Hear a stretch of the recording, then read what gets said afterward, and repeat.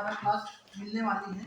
Exam क्योंकि काफ़ी नज़दीक है तो बहुत ज़्यादा डिटेल में हम लोग नहीं जा सकते, लेकिन हाँ कम से कम जो है क्लासों में आप लोगों को मैक्सिमम चीज़ें हो जाए, ये ज़्यादा ज़रूरी है। तो इसी चीज़ को ध्यान में रखते हुए आज हम लोग इसकी शुरुआत करते हैं।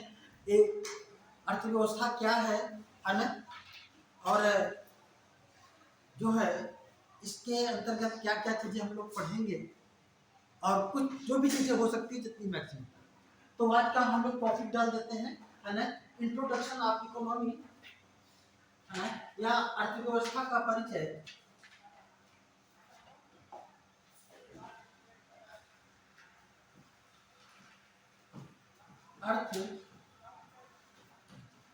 अर्थव्यवस्था का परिचय ये पढ़ेंगे। अर्थव्यवस्था के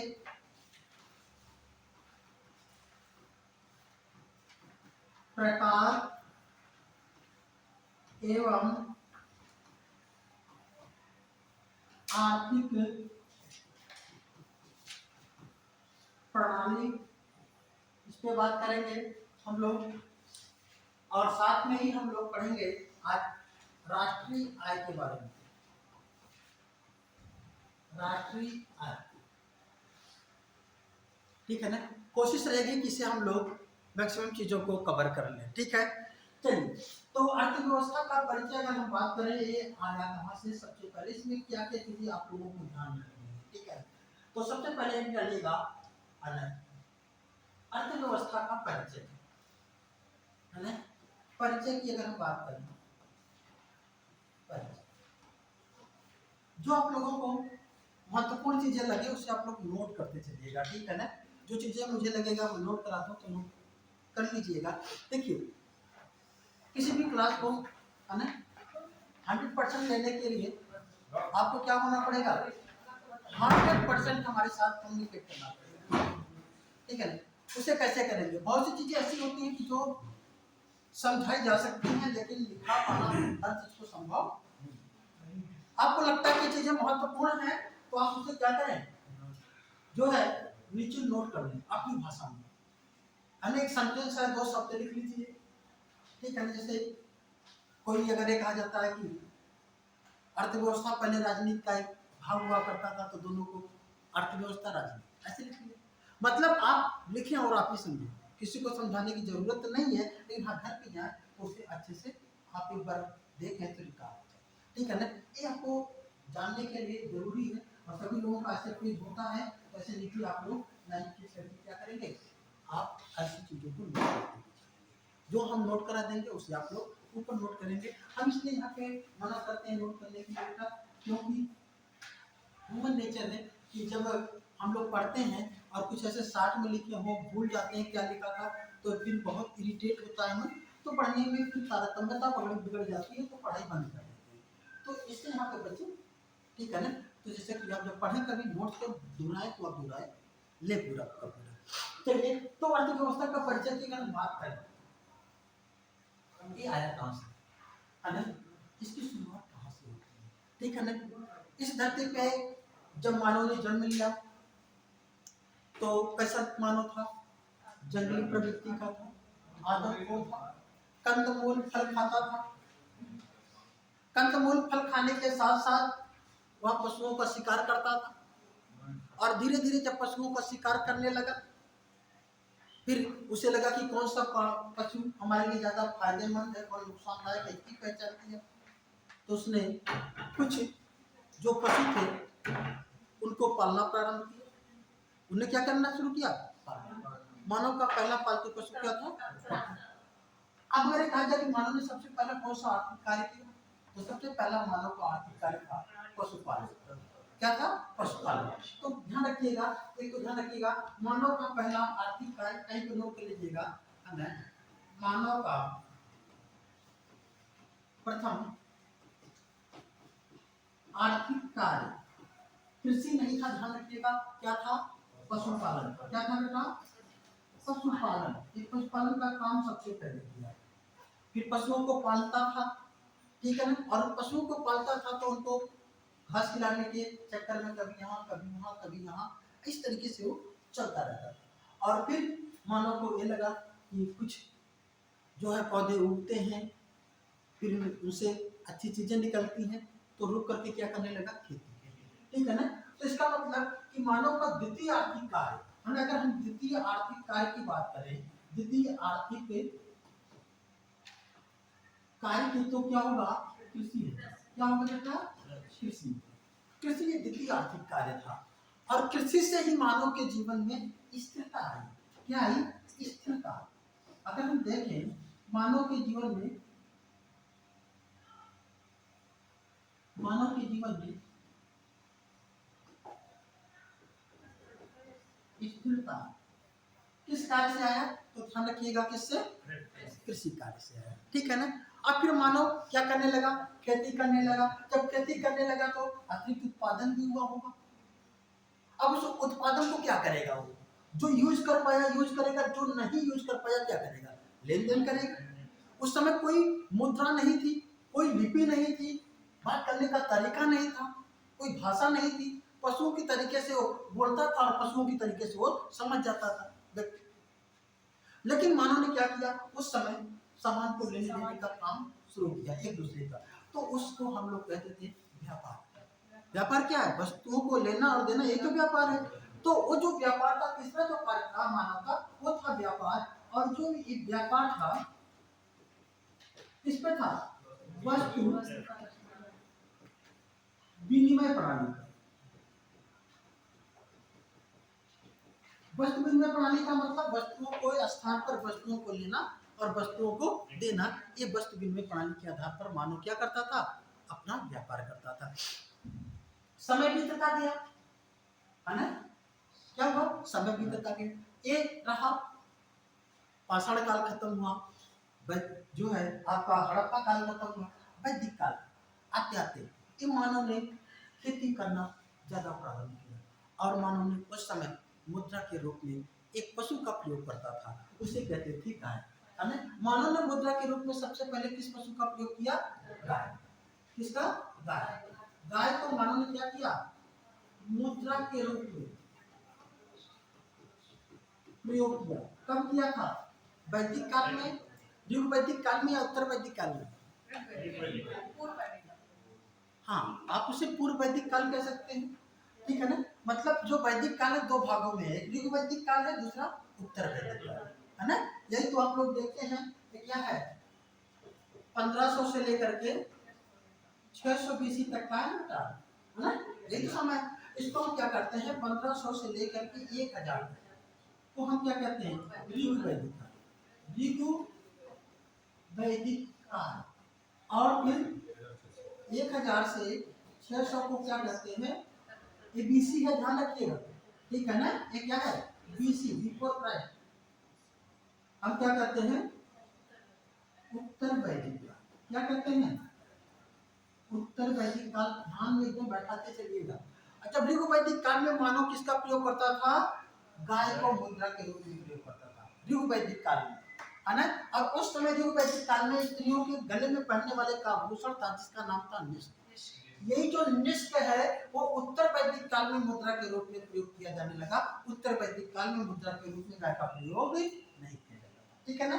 चलिए, वो तो रही बात इतिहास की, और यहाँ पे रही अर्थव्यवस्था में। तो ये सब चीजें छोटी छोटी जाती रही, तो हम लोगों को क्या करना है, उसको ध्यान रखना है। फिर वैदिक काल के बाद आप लोग देखे होंगे, ठीक है ना, 16 महाजनपदों का उदय होता है। और 16 महाजनपदों के उदय के बाद हमारे देश पे कई राजवंश शासन करते हैं। भारत में शासन करने वाला पहला राजवंश था हर्यक वंश, सभी लोग जानते होंगे। दूसरा शिशुनाग, तीसरा नंद वंश, और चौथा जो वंश था वो कौन था, कौन था, मौर्य वंश। मौर्य वंश तक आते आते जो मगध था एक बहुत बड़े साम्राज्य के रूप में स्थापित हो चुका था। और मौर्य वंश में ही एक शासक हुआ करता था, जो शासक हम कह सकते हैं, या कह सकते हैं कि मौर्य वंश का जो प्रधानमंत्री था वो कौन था, इसके कई नाम मिलते हैं, Kautilya, Chanakya,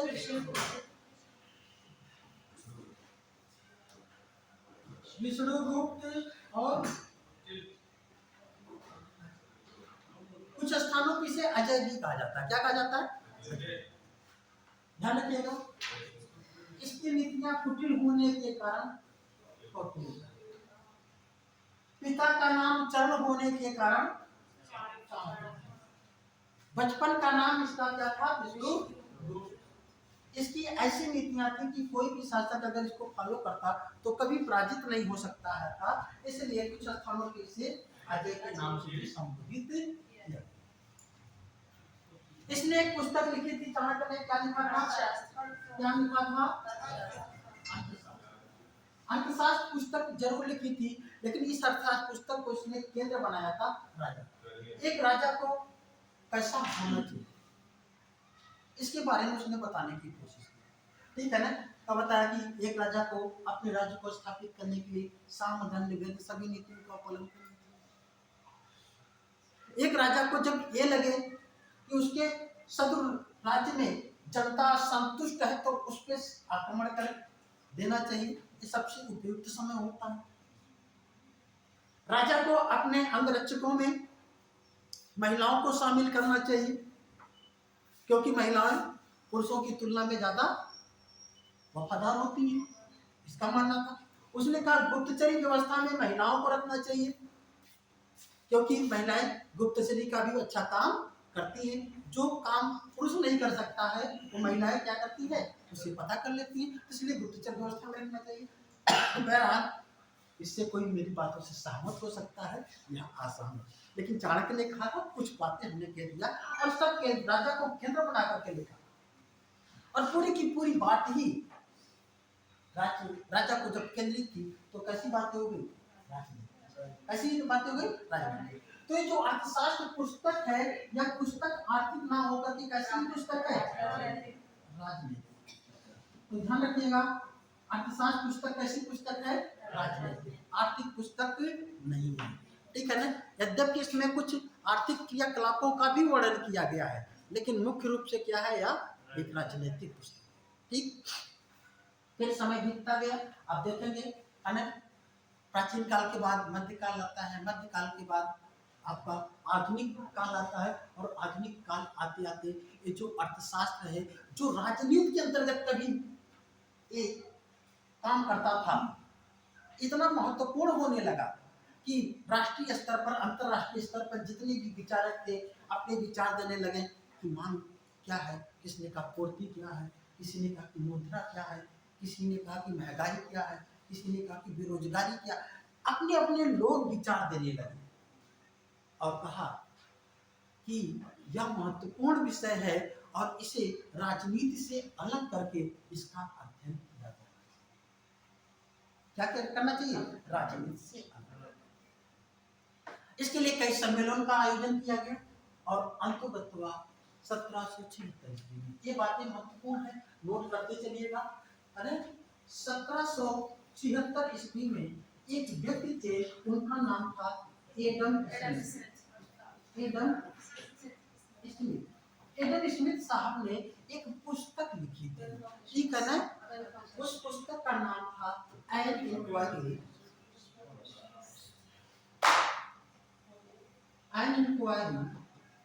into the nature, causes of wealth of nations. An inquiry into the nature, causes of wealth of nations, ये पूरी पुस्तक का नाम है, ठीक है ना। तो an inquiry to the nature causes of wealth of nations, इस पुस्तक को शॉर्ट में आप वेल्थ ऑफ नेशंस के नाम से भी बुला सकते हैं, ठीक है ना। तो वेल्थ ऑफ नेशंस, कोई भी ऐसा राइटर नहीं हुआ जिसके पुस्तक के नाम के सामने वेल्थ ऑफ नेशंस जुड़ा हो, इसलिए लोग इसे शॉर्ट में वेल्थ ऑफ नेशंस के नाम से भी जानते हैं। तो वेल्थ ऑफ नेशंस या an inquiry into the nature causes of wealth of nations किसकी पुस्तक है? एडम स्मिथ की। और एडम स्मिथ साहब ने क्या किया था? कुछ नया नहीं किया था, बल्कि इनके विचार को, उनके विचार को, सबके विचारों को संकलित करके व्यवस्थित स्वरूप बता दिया। और इसी पुस्तक के आने के बाद अर्थशास्त्र का व्यवस्थित अध्ययन प्रारंभ होता है। इसीलिए एडम स्मिथ साहब को फादर ऑफ इकोनॉमिक्स या अर्थशास्त्र का जनक कहा जाता है। तो इन्हें क्या कहा जाता है? अर्थशास्त्र का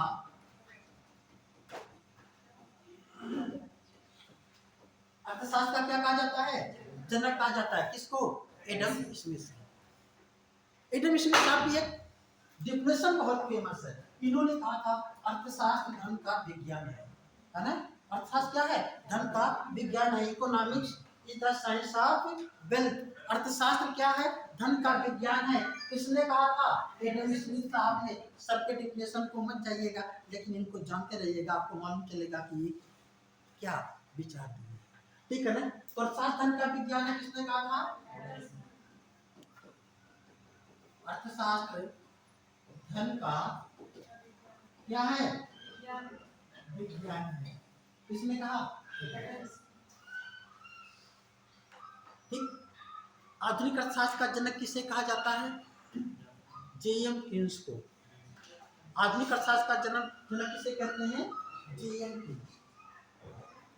लिखिएगा, आधुनिक अर्थशास्त्र का जनक जेएम क्वींस को।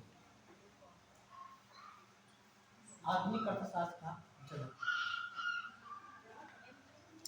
आधुनिक अर्थशास्त्र का जनक किसे कहते हैं?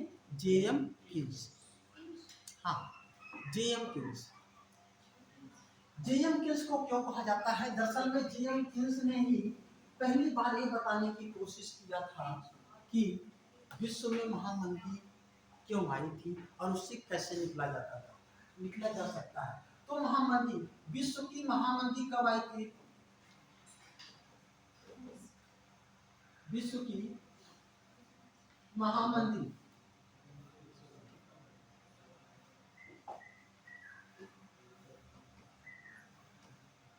महायाय से कहते हैं महान मंदी। इंग्लिश में कहते हैं ग्रेट डिप्रेशन। क्या कहते हैं?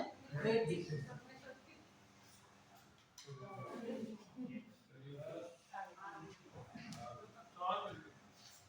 कहां से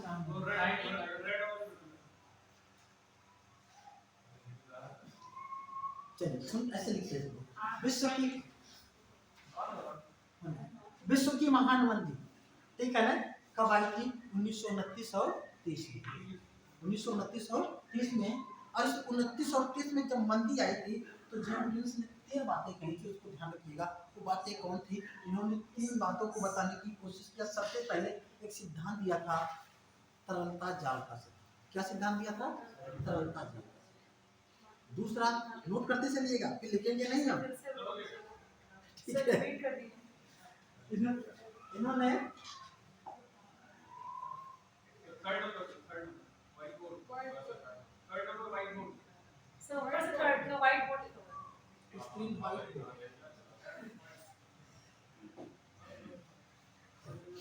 इसने 3 बातें कही थी, ठीक है?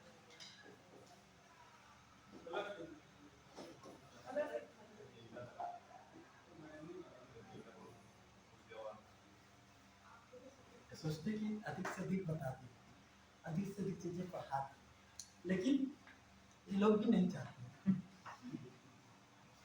कहते कि नहीं, आप स्पीड ज्यादा मत बढ़ाइए। समझ में आ रहा है ना? ठीक है ना? समझ में आया तो स्पीड स्लो कर देंगे, बहुत आराम से पढ़ाएंगे। लेकिन इसलिए क्योंकि मजबूरी है। हमने सर ने कहा कि सर आपको 10-12 क्लास में इसको निपटाना है। अब गागर को सागर में, सागर को गागर में भरना है, ठीक है ना? तो थोड़ा सा आप सपोर्ट करेंगे, थोड़ा सा हम एफर्ट करेंगे। उद्देश्य केवल क्या है? प्री क्वालिफाई हो जाए, है ना? इससे कोई नंबर से कोई लेना देना ज़्यादा है नहीं। क्वालिफाई हो जाए सबका, और सभी लोग सचिवालय में दिखाई दें, ठीक है ना? चलिए, दिखाई देंगे ना? हम लोग आएंगे तो पहचानेंगे, पहचानेंगे तो जरूर, ठीक है ना? चलिए, तो हमने क्या बताया? किसने 3 बातें कही थी? सबसे पहले तो कहा था कि जो है तरलता जाल, तरलता जाल का इसने सिद्धांत दिया। कौन सा बेटा? तरलता जाल, है ना? लिक्विडिटी ट्रैप थ्योरी, ठीक है ना? कि किसी भी अर्थव्यवस्था में तरलता हो, पैसा हो, फिर भी लोग वस्तुओं की मांग नहीं करते हैं। क्यों नहीं करते हैं, इस चीज को समझाने की कोशिश जो है जेएम केस ने अपने तरलता जाल के सिद्धांत में दिया है। ठीक है ना। तो इसने ये बताने की कोशिश की जो कि आपको बृहद स्तर पर नहीं जाना है कि क्या था। ठीक है ना, उसको छोड़ दीजिए, ये ध्यान रखिएगा। एक तरलता जाल का सिद्धांत किसने दिया था? दूसरा इसने कहा था कि प्रभावी मांग बढ़ाई जाए, है ना। क्या कहा था? प्रभावी मांग की बात की थी कि प्रभावी मांग कैसे बढ़ाई जाए। एक तो इसकी बात किया था इसने। तीसरी बात इसने कहा था केंद्रीय बैंक की स्थापना। केंद्रीय बैंक की स्थापना का सुझाव दिया था कि सभी देशों में केंद्रीय बैंक की स्थापना की जाए। ठीक है ना, क्यों की जाए, छोड़ दीजिए उसे। ठीक है ना, तीन बातें इसने कही थी। ठीक है ना, इसको ध्यान रखिएगा जेम्स को। ठीक है, और इसी के बाद इस जो थ्योरी है इसने समझाया, फिर लोगों ने प्रभावी मांग बढ़ाई और इसकी भी प्रयास किया गया। और फिर देखते ही देखते जो विश्व की सबसे बड़ी मंदी आई थी, जो 1930 के दशक में पूरा प्रभावी रही। ठीक है ना, और उस जो चरम पर थी वो कब थी, वह 1929 और 30 में अपने चरम पर थी। ठीक है ना, और इस महान मंदी को इंडिया में, भारत में तीसरा की महामंदी कहते हैं। क्या कहते हैं?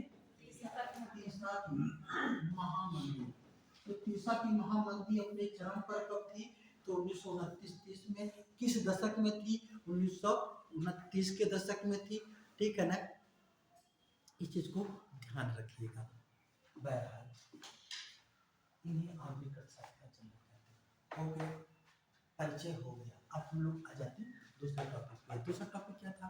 अर्थव्यवस्था के प्रकार एवं आर्थिक प्रणाली। तो हेडिंग डाल लीजिएगा, अर्थव्यवस्था के प्रकार और आर्थिक प्रणाली।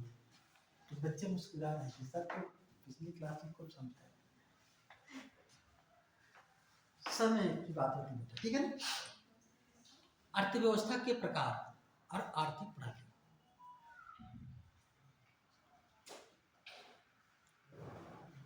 पूरे विश्व की अर्थव्यवस्था को तीन भागों में विभाजित। पूरे विश्व की अर्थव्यवस्थाएं जितनी भी हैं उन्हें तीन कैटेगरी में रखा जाता है। ठीक है, तो तीन कैटेगरी कौन कौन सी है? ठीक है, हम लोग कहते हैं, ये कहते हैं अल्प विकसित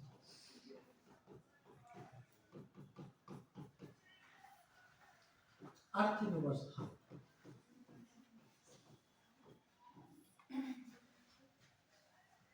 दूसरा होता है विकसित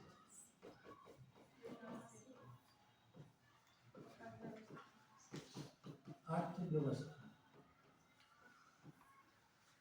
तीसरा का कहां से क्या होता है? विकास।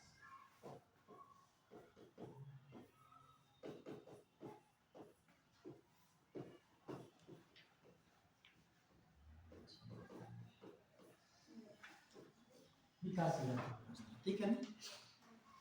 चलिए इनके कैरेक्टर आप जैसा समझते हैं कि अल्प विकसित का मतलब गरीब देश, विकसित का मतलब अमीर देश, और विकासशील का मतलब ना गरीब हो ना तो गरीबी से निकल करके अमीरी की तरफ बढ़ रहा हो, उसको हम क्या कहते हैं? इनके कुछ कैरेक्टर होते हैं। कैरेक्टर क्या होते हैं, उसी कैरेक्टर को आपको ध्यान में रखना है। इतने कैरेक्टर से आपको दिमाग में नहीं कुछ चीजें आएंगी, जब कभी हो सकता है ऐसे क्वेश्चन बन जाए कि वो गरीब है, वो अमीर है, वो ना तो गरीब है ना तो अमीर है। ठीक है, ऐसे नहीं काम चलेगा। कहाँ नहीं चलेगा कि अल्पविकसित के कैरेक्टर क्या होते हैं। इसका मतलब क्या होता है, इसमें हम इकोनॉमिक्स की भाषा में कहें तो इसकी प्रति व्यक्ति आय क्या होगी? कम होगी। क्या होगी? कम होगी। लोगों का जो जीवन स्तर होगा निम्न स्तर का होगा। कैसा होगा? निम्न स्तर का।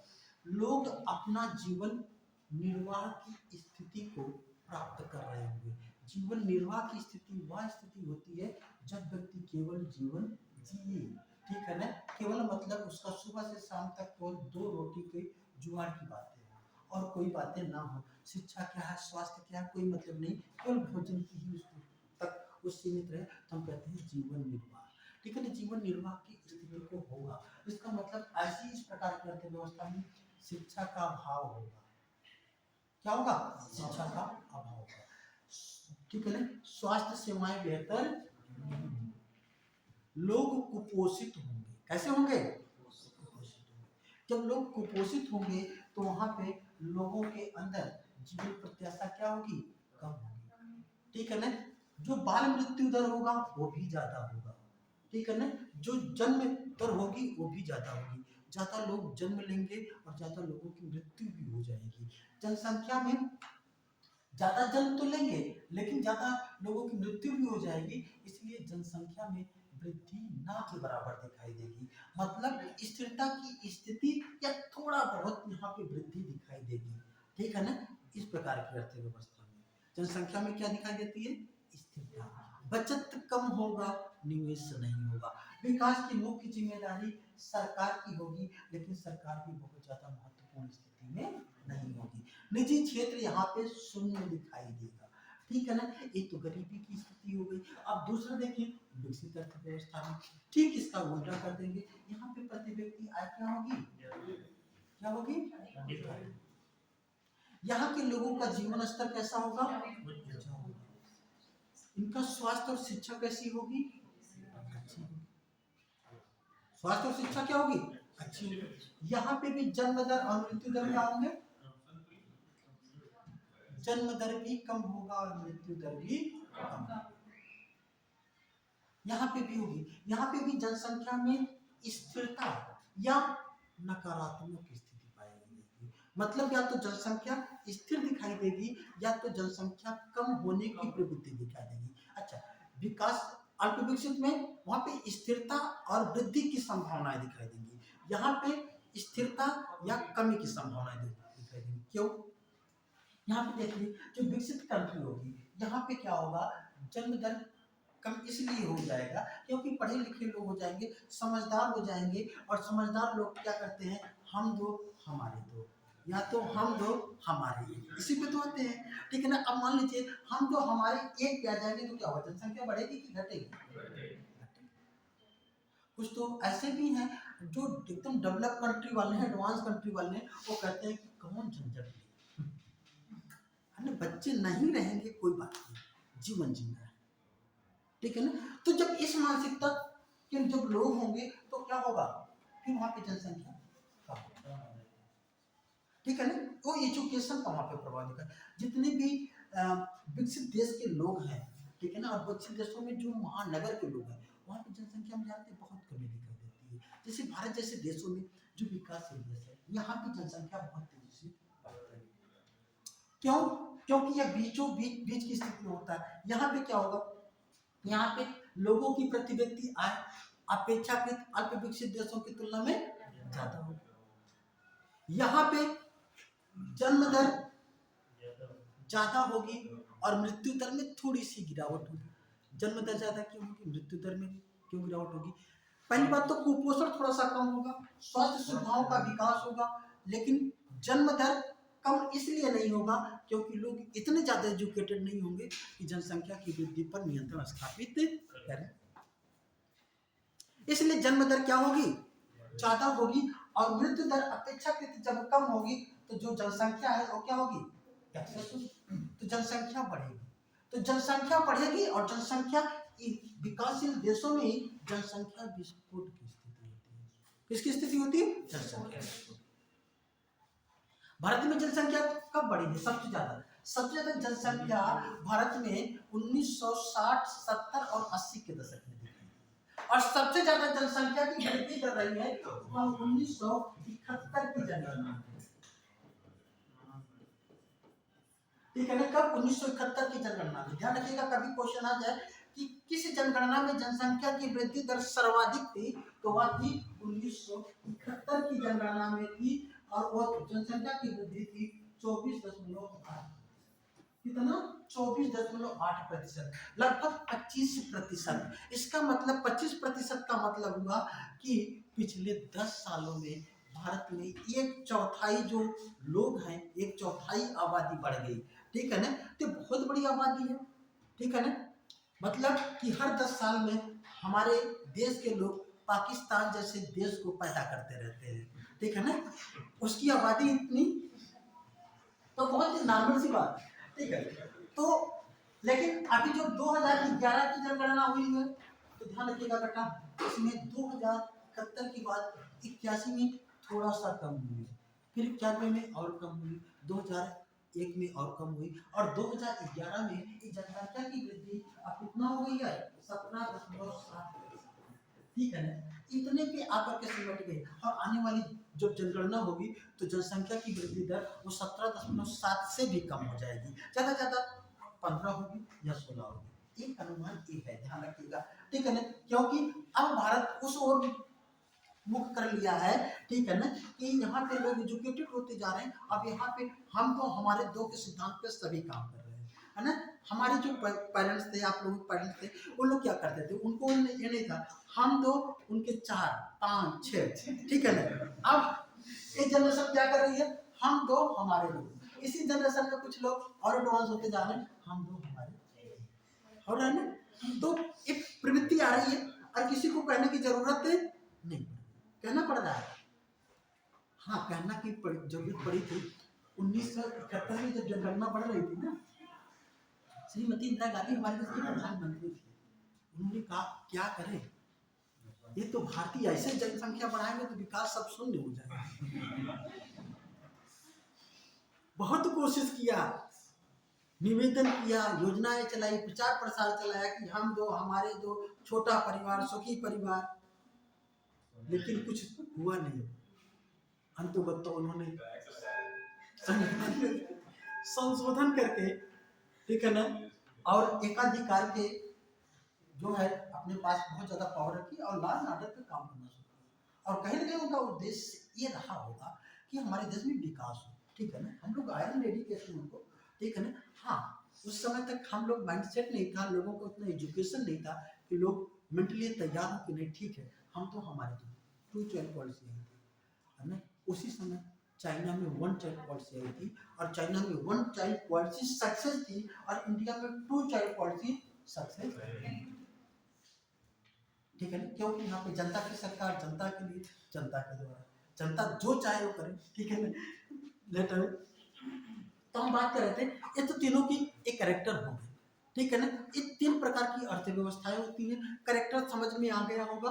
अब यहाँ से अगर क्वेश्चन आएगा तो कर ले जाएंगे, कर ले जाएंगे, ठीक है। जनसंख्या विस्फोट की स्थिति किसमें होती है, विकासशील अर्थव्यवस्था में होती है। और भारत में सबसे ज्यादा जनसंख्या वृद्धि कहाँ पे दिखाई दी, 1960, 70 और 80 के दशक में। 1971 की जनगणना में सबसे ज्यादा जनसंख्या की वृद्धि थी। वह कौन सा वर्ष है, ठीक है ना, जिसमें जनसंख्या की जब जनगणना हुई थी तो वहाँ की जनसंख्या बढ़ने के बजाय भारत की जनसंख्या कम हो गई थी, 1921, जिसे क्या कहा जाता है, जनगणना का महान विभाजक वर्ष कहा जाता है। जनसंख्या का महान विभाजक वर्ष नोट कर लीजिएगा, जिसको नहीं मालूम होगा वो कौन सी जनगणना की, वह 1921 की थी। ये अंग्रेजों के ही समय में था। भारत में कुपोषण, गरीबी, भुखमरी सब चीजें थी। जनसंख्या पिछले 10 सालों में बढ़ने के बजाय कम हो गई थी, बड़ी बात है ना। चलिए अब हेडिंग डालिएगा आर्थिक प्रणाली, ठीक है ना, आर्थिक प्रणाली।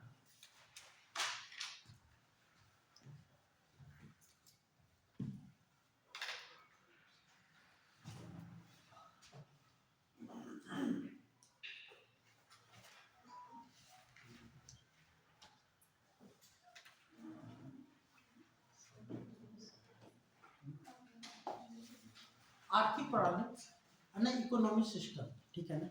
आर्थिक प्रणाली की बात करें,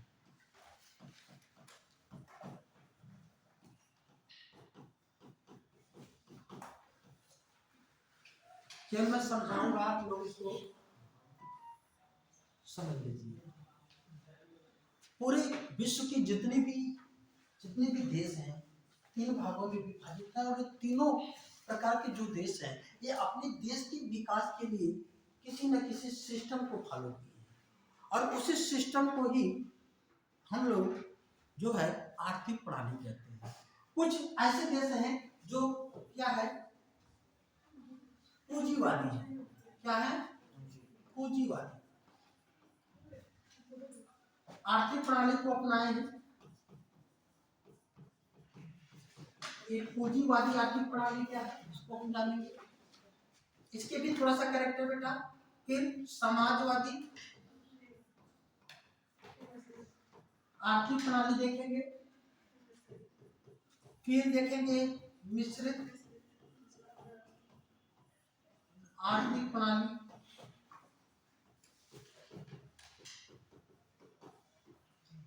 फिर देखेंगे पूंजीवादी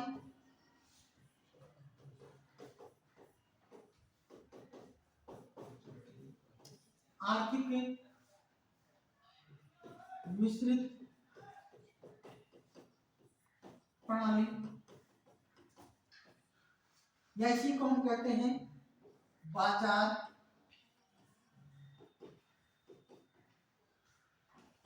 आधारित नियोजित आर्थिक प्रणाली भी कहते हैं। ये क्या है हम लोग इसके भी बात करेंगे और फिर हम लोग देख लेंगे समाजवादी मिश्रित आर्थिक प्रणाली। ठीक है ना, ये 5 प्रकार की आर्थिक प्रणालियां हैं। इसमें क्वेश्चन आता है भारत निम्न में से किस आर्थिक प्रणाली को अपनाया है? कौन सी आर्थिक प्रणाली है? और हम ये कहें कि गलत है तो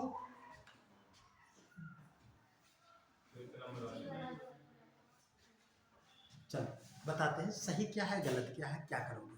ठीक है ना, देखिए एक पूंजीवादी आर्थिक प्रणाली का मतलब होता है कि इस प्रकार की आर्थिक प्रणाली में जो वस्तु का उत्पादन है, वस्तु का उत्पादन का आवंटन है, या वस्तु के उत्पादन से जो होने वाला लाभ है, वो सभी किसको मिलेगा? वो निजी क्षेत्र को। कौन किसको मिलेगा? अब इस प्रकार की आर्थिक प्रणाली के अंतर्गत आप लोग अमेरिका, ब्रिटेन, जर्मनी, फ्रांस को देख सकते हैं। ये सभी पूंजीवाद का समर्थन करते हैं।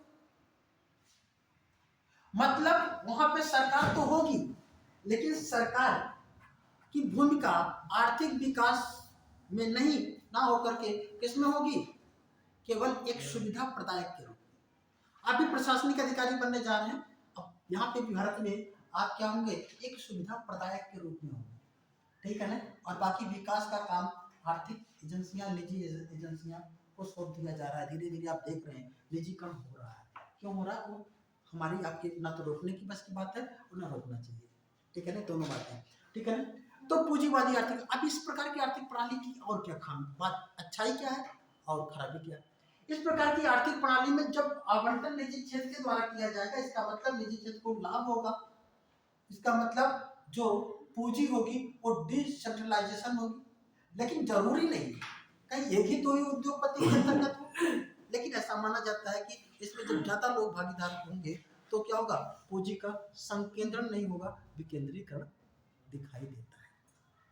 ठीक है ना, फिर इस प्रकार की जो अर्थव्यवस्था में जो वस्तु का उत्पादन होगा कौन करेगा? निजी क्षेत्र करेगा। और निजी क्षेत्र किस पे आधार पर करता है? अधिकतम लाभ के आधार पर। जहां पे उसको लाभ होगा वहां पे उत्पादन करेगा, और जहां पे लाभ नहीं होगा वहां पे उत्पादन नहीं करेगा। और जिस चीज में उसको लाभ होगा वो काम करेगा, और जहां पे लाभ नहीं होगा वहां पे काम नहीं करेगा। इसका मतलब इस प्रकार की आर्थिक प्रणाली में जो उत्पादन होगा वो उपभोक्ता केंद्रित होगा। मतलब जो प्रयोग में लोग लेंगे उसी का ही उत्पादन किया जाएगा।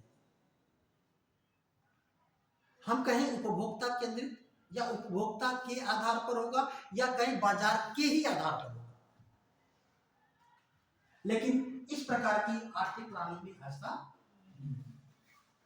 रूस को समाजवादी अर्थव्यवस्था का पोषक माना जाता था। इस प्रकार की आर्थिक प्रणाली में सरकार की भूमिका विकासात्मक कार्यों में मुख्य रूप से होती है। निजी क्षेत्र गौण होता है। पूरा वस्तु का उत्पादन, वस्तु के उत्पादन का आवंटन, होने वाला लाभ सब किसको मिलता है? सरकार को। यहाँ पे वस्तु का उत्पादन अधिकतम सामाजिक, अधिकतम जो है लाभ के आधार पर नहीं होगा, बल्कि वस्तु का उत्पादन अधिकतम सामाजिक लाभ के आधार पर होगा। अधिकतम सामाजिक लाभ जैसे मान लीजिए शराब है, शराब क्या सामाजिक व्यवस्था के लिए अच्छी है? पूंजीवादी अर्थव्यवस्था में शराब का उत्पादन धड़ल्ले से होगा, तरह तरह की वैरायटियां होंगी, जबकि समाजवादी अर्थव्यवस्था में शराब का उत्पादन पहले होगा। कैसा होगा? अब देखिए भारत क्या है, समाजवाद का समर्थन करता है, बिहार में शराब का उत्पादन होता है, बैन लगा हुआ है, कहीं ना कहीं से प्रेरित तो है। समाज के लिए क्या होना चाहिए? तो समाजवादी अर्थव्यवस्था अच्छी है क्या पूंजीवादी? हमारे लिए समाजवादी, ठीक है। चलो बहरहाल जब हमारा देश स्वतंत्र हुआ तो देश की स्वतंत्रता के बाद हम लोगों ने समाजवादी अर्थव्यवस्था का ही लागू करने की कोशिश की, जनता की सरकार, जनता के लिए, जनता के द्वारा। लेकिन इस तरह की विकास के लिए बहुत ज्यादा पूंजी की आवश्यकता थी, जो भारत सरकार के पास नहीं थी। 1947 में देश स्वतंत्र हुआ, अब 1956 तक पहुंचते पहुंचते भारत सरकार ने कहा इससे काम नहीं चलेगा। हमने क्या किया, समाजवादी के साथ साथ निजी क्षेत्रों को भी विकास के लिए आमंत्रित किया और हम लोगों की अर्थव्यवस्था बन गई क्या है। कब ये हुआ था, ये ध्यान रखिएगा, 1956 में द्वितीय औद्योगिक नीति में इसकी घोषणा की गई थी। मिश्रित आर्थिक प्रणाली की घोषणा भारत में कब हुई थी? द्वितीय औद्योगिक नीति 1956 में, ठीक। अब देखिए, लेकिन ये किया तो गया था, लेकिन सरकार फिर भी हमारे देश में क्या होती थी, महत्वपूर्ण होती थी। अब हम देखें पूंजीवादी, ठीक है ना, पूंजीवादी मिश्रित अर्थव्यवस्था क्या, उसके पहले समझ लीजिए समाजवादी, ठीक है ना, मिश्रित अर्थव्यवस्था। समाजवादी मिश्रित अर्थव्यवस्था में सरकार की भूमिका वस्तु के उत्पादन, आवंटन और होने वाले लाभ में आधे से अधिक भूमिका किसकी होगी? अब निजी क्षेत्र होगा, लेकिन वो क्या होगा, भूमिका होगी लेकिन आधे से कम। मतलब उपस्थित तो दोनों होंगे, मिश्रित तो होगा, लेकिन प्रियॉरिटी किसकी होगी? समाजवादी की। सरकार ज्यादा यहाँ पे सर्वे सर्वा होगी। मतलब मान लीजिए 60, 70, 80% काम कौन करेगा? सरकार करेगा, बाकी काम कौन करेगा? और पूंजीवादी अर्थव्यवस्था में क्या होगा? पूंजीवादी मिश्रित अर्थव्यवस्था में आधे से अधिक काम कौन करेगा? निजी क्षेत्र। और सरकार भी होगा, लेकिन उसकी भूमिका क्या होगी? कम होगी। क्या होगी? कम होगी। अब भारत के संदर्भ में हम बात करें तो पूछा जाता है कि भारत में कौन सी आर्थिक प्रणाली है? नो डाउट मिश्रित आर्थिक प्रणाली। कौन सी? लेकिन यहाँ यूपीपी के क्वेश्चन में आएगा और वहां पे मिश्रित आर्थिक प्रणाली लगाएंगे। आप लोग आयोग का एग्जाम देने के लिए जा रहे हैं, ध्यान रखिएगा। जब हमारा देश स्वतंत्र हुआ था तो उस समय तो हम लोग इसी की रास्ते पे चल रहे थे। यद्यपि भारत ने क्या किया था, अपने आप को किसी भी गुट की तरफ ना झुकाव दिखाते हुए गुट निरपेक्ष समूह में शामिल हुआ। आपको मालूम होगा, आप लोग पढ़े होंगे, ठीक है। लेकिन ध्यान रखिए, समाजवादी का पोषक कौन था? रूस। और पूंजीवादी का पोषक कौन था? अमेरिका। दोनों अपने अपने गुटों में लोगों को जोड़ने की कोशिश कर रहे थे। भारत ने कहा ना हम तुम्हारी तरफ रहेंगे, ना हम आपकी तरफ रहेंगे, हमारा अपना अलग होगा। लेकिन हमारी जो व्यवस्थाएं मेल खाती किससे थी? समाजवादी से। तो इसका मतलब हमारा जो पहले की जो प्रारंभिक जो दशा रही है वो रूस से रही है, मेल खाई। रूस ने कहा ठीक है, आप अलग किए हो अपने लाभों को अधिकतम करने के लिए, कोई बात नहीं, लेकिन चल तो हमारे ही रास्ते पे रहे हो। रूस हमारा मित्र बन गया, क्योंकि हमारे जो रूप रंग थे किसके तरीके से? लेकिन इस तरीके की अर्थव्यवस्था बहुत दिनों तक बेटा नहीं चली। और आपको तो मैं बताऊं 1990 में, ठीक है, 91 में जब रूस का विभाजन हुआ, रूस से भारत देश अलग हो गए, आप लोगों ने पढ़ा होगा, ठीक है ना। तो जब वो अलग हो गए तो इसको भी आभास हुआ कि सरकार ही सब कुछ नहीं कर सकती, तो रूस ने भी समाजवादी का जो चोला था उसे उतार फेंका और पूंजीवादी की तरफ बढ़ लिया। जब वो बढ़ लिया, चूंकि उस समय की मांग थी और भारत में भी यही चीजें थी। भारत में जानते हैं भारत के लोगों की मानसिकता, सरकारी नौकरी क्यों करना चाहते हैं बताओ? सिक्योर काहे? सिक्योरिटी इसलिए कि काम नहीं करना है, सैलरी आती है, जाना है, पहुंचना है 9 बजे तो पहुंचेंगे 11 बजे, छुट्टी होगी 6 बजे तो चले देंगे 5 बजे, काम को जितना चाहेंगे उतना टालते रहेंगे। ये है लोगों की मानसिकता। और इसीलिए सरकारी क्षेत्र हमेशा क्या होता है, घाटे में। और निजी क्षेत्र में क्या होता है, काम करेंगे तो पैसा मिलेगा, नहीं तो दूसरे दिन ही कह देगा कि अपना भैया रास्ता देखो, सीधे कहेगा कल से मत आना। अब यहाँ पे जनता की सरकार जनता के लिए, ढेर सारी मिल फैक्ट्रियां घाटे में चल रही हैं, सरकार पैसा दे रही है, जो थोड़ा मोड़ा इधर से टैक्स से इकट्ठा की इनको जो है चलाने में खर्च कर रही है, तो क्या होगा, विकास होगा? नहीं। अंतोगत तो भारत सरकार ने भी कहा कि कब तक हम इनको रोकेंगे।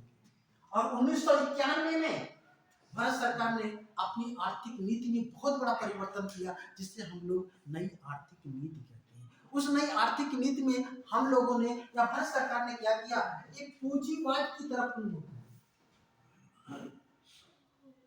मतलब अब हमारे देश में भी आधे से अधिक काम कौन कर रहा है, और उसका क्या है, दायरा बढ़ता ही जा रहा है। और बढ़ता इसलिए नहीं जा रहा है कि जो है ये आवश्यकता थी, आवश्यकता ये थी, ये इसलिए हो रहा है क्योंकि निजी क्षेत्र जो है सरकारी क्षेत्र अच्छे से काम नहीं करता। अभी हम यहाँ पे खड़े होकर के रिकॉर्ड भी होता, लोग कहेंगे कि ऐसे कैसे कहते हैं, ठीक है ना। बहरहाल शायद कुछ ऐसी ही चीजें रही होंगी लेटर में, ठीक है ना। तो बात तो समझ गए होंगे मेरी। तो भारत में कौन सी आर्थिक प्रणाली है, पूंजीवादी आर्थिक या बाजार आधारित नियोजित आर्थिक प्रणाली हम कह सकते हैं इस समय है, ठीक है ना। आपके एग्जाम में अगर ये आ जाए और ये 4 ऑप्शन दे तो आप किसको लगाएंगे, इसको लगाएंगे, ना कि इसको, ठीक है ना, क्योंकि समय परिवर्तित हो गया। आर्थिक प्रणाली का चैप्टर खत्म। अब राष्ट्रीय आय,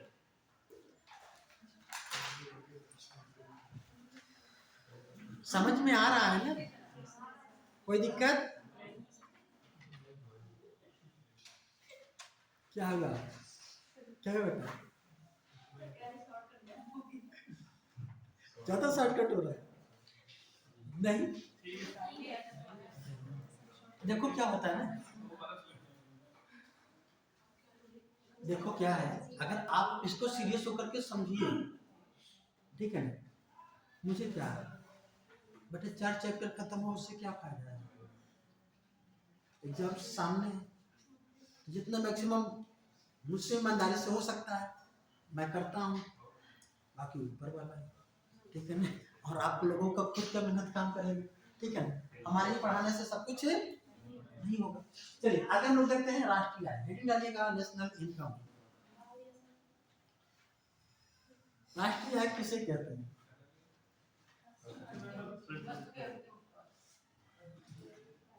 वस्तु के अंतिम उत्पाद, हमने बताया था वस्तु का अंतिम उत्पाद क्या होता है, ब्रेड पकौड़ा याद है कि नहीं, कुछ लोगों को याद होगा, हैं? अपने हिसाब से देखेंगे।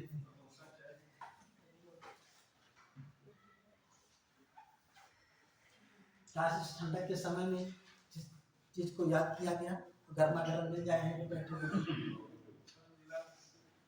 मिला था, जाना पड़ा, चलो कोई नहीं, सबके लिए जो है व्यवस्था करो कि देखो जाना नहीं पड़ेगा, ठीक है, चलो हम भेज देंगे दूसरे को, ठीक है ना।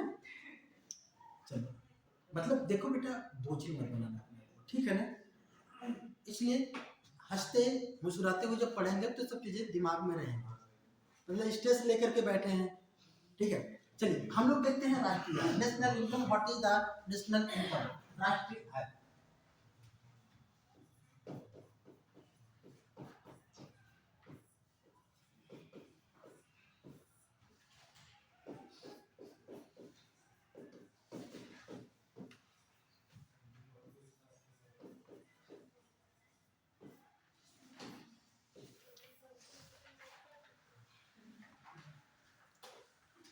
ध्यान रखिएगा, केवल समझते हुए चलिएगा, राष्ट्रीय आय किसे कहते हैं। कोई देश हो, भारत, चीन, अमेरिका, जापान हो, उस देश के द्वारा एक साल के अंतर्गत जो कुल उत्पादन किया जाता है वह उस देश की क्या कहलाती है? तो हम यूं कह सकते हैं किसी भी देश के द्वारा एक निश्चित समयावधि व निश्चित समयावधि एक साल के अंतर्गत जो विभिन्न क्षेत्रों से उत्पादन किया जाता है वह क्या कहलाता है? उसकी आय कहलाती है। विभिन्न क्षेत्रों का मतलब कई ढेर सारे सेक्टर होते हैं, लेकिन मोटे तौर पर विभिन्न क्षेत्रों को हम 3 भागों में विभाजित कर लेते हैं। एक को कहते हैं प्राथमिक क्षेत्र या कृषि क्षेत्र, दूसरे को कहते हैं द्वितीय क्षेत्र या औद्योगिक क्षेत्र, और तीसरा क्षेत्र होता है तृतीय क्षेत्र या इन तीनों क्षेत्रों से होने वाला जो कुल उत्पादन है, ठीक है ना, उसे हम लोग क्या कहते हैं? उसे हम लोग राष्ट्रीय आय कहते हैं। चलो ये तो ठीक हो गया, राष्ट्रीय आय मालूम हो गई। अब बात आती है कि राष्ट्रीय आय की कॉन्सेप्ट अवधारणा, ठीक है ना, इसे थोड़ा सा आपको ध्यान में रखने की जरूरत है। तो राष्ट्रीय आय की हेडिंग डलेगा राष्ट्रीय आय की अवधारणा, कॉन्सेप्ट।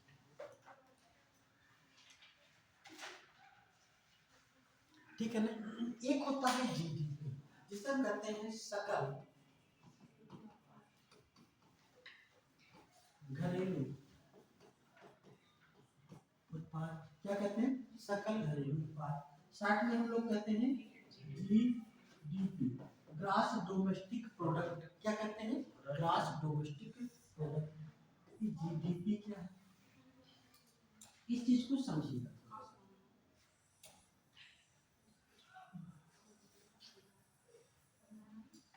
ठीक है ना, इंडिया लग रहा है ना, जल्दी में एक बार में बनाया है, ठीक है ना।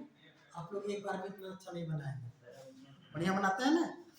चलिए देखिए जीडीपी क्या है, ठीक है ना, सकल घरेलू उत्पाद। इसमें लिखते चलिएगा बेटा, एक एक पॉइंट नोट कर लीजिएगा। लिखिएगा किसी देश के द्वारा एक निश्चित समय अवधि के अंतर्गत, किसी देश के द्वारा एक निश्चित समय अवधि के अंतर्गत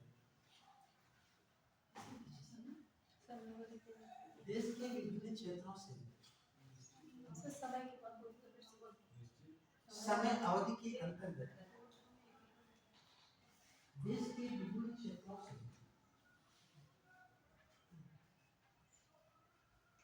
उसके आर्थिक भूभाग पर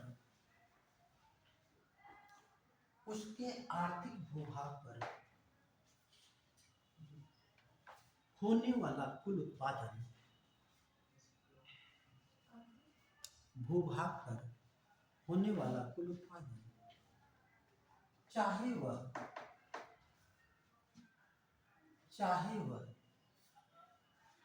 उस देश के नागरिकों के द्वारा,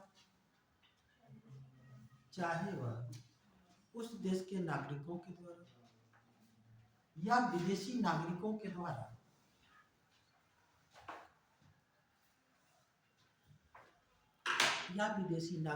द्वारा किया जाता है, सकल घरेलू उत्पाद कहलाता है।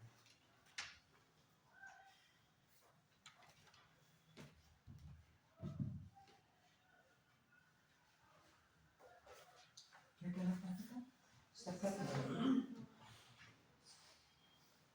ठीक है ना। सकल घरेलू उत्पाद क्या है, ठीक है ना, इस चीज को हम लोग यहाँ पे थोड़ा सा समझेंगे, ठीक है ना। ध्यान रखिए कि कोई भी देश, ठीक है, एक निश्चित समय अवधि का मतलब होता है बेटा एक साल, और भारत में वहाँ एक साल जो लिया जाता है वह कब से कब तक? 1 अप्रैल से 31 मार्च तक। 1 अप्रैल का मतलब रात को 12 बजे जब से शुरुआत होती है, वो सब चीजें अंडरस्टैंडिंग छोड़ देते हैं, ठीक है ना। और क्या 31 मार्च को रात के 12 बजे तक, ठीक है ना, जो टोटल प्रोडक्शन होता है विभिन्न क्षेत्रों से, मतलब कृषि क्षेत्र, सेवा क्षेत्र, उद्योग क्षेत्र से जो कुल उत्पादन होता है उसे ही हम क्या कहते हैं? वो सकल घरेलू उत्पाद।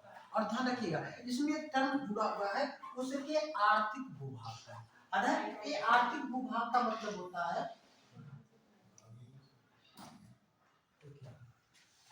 आर्थिक भूभाग का मतलब होता है वह क्षेत्र, ठीक है ना, ये वाला क्षेत्र जो ये इंडिया है, भारत है, ये हमारा जो नक्शा है, ठीक है, यही हमारा क्या है, आर्थिक भूभाग। इस आर्थिक भूभाग पर होने वाला कुल उत्पादन, चाहे इस भूमि पर भारत के लोग हैं तो भारत के ही लोग करेंगे, या विदेशियों के द्वारा, मतलब कोई नेपाली, तिब्बती, चाइनीज, ये लोग भी अगर आकर के हमारी भूमि पर उत्पादन करते हैं, ठीक है ना, लेकिन वह भारत की भूमि पर ही जब उत्पादन होता है तो उसे हम कहते हैं सकल घरेलू उत्पाद, ठीक है ना। राष्ट्रीय स्तर पर हमारा घर हमारा देश ही है, राष्ट्रीय स्तर पर हमारा देश घर क्या है, हमारा देश, तो इसे कहेंगे सकल घरेलू उत्पाद, जीडीपी कहेंगे, ठीक है ना। अब इसे कहते हैं कि शुद्ध, इसको भी लिख लीजिएगा, शुद्ध विशुद्ध निवल घरेलू उत्पाद, शुद्ध विशुद्ध निवल घरेलू उत्पाद, ठीक है ना, शुद्ध विशुद्ध निवल घरेलू उत्पाद, ठीक है। इसे हम कहते हैं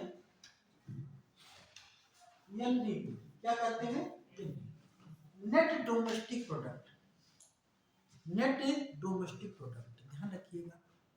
नेट डोमेस्टिक प्रोडक्ट क्या है, हिंदी में कई शब्द आते हैं, कंफ्यूजन होता है, लेकिन इंग्लिश के वर्ड से आपका क्लियर हो जाता है, ठीक है ना। तो नेट डोमेस्टिक प्रोडक्ट लिख लीजिएगा, एनडीपी बराबर जीडीपी माइनस घिसावट या ह्रास, घिसावट दिया हो या ह्रास,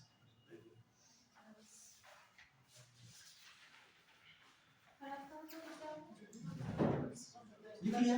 देखिए होता क्या है कि मान लीजिए हमारे देश में एक साल के अंदर जो कुल उत्पादन हुआ, जैसे कृषि के क्षेत्र में उत्पादन हुआ है ना, कृषि के क्षेत्र में जो उत्पादन हुआ तो उसे क्या कहेंगे हम लोग, उसमें हर उत्पादन पे एक लागत लगानी पड़ती है।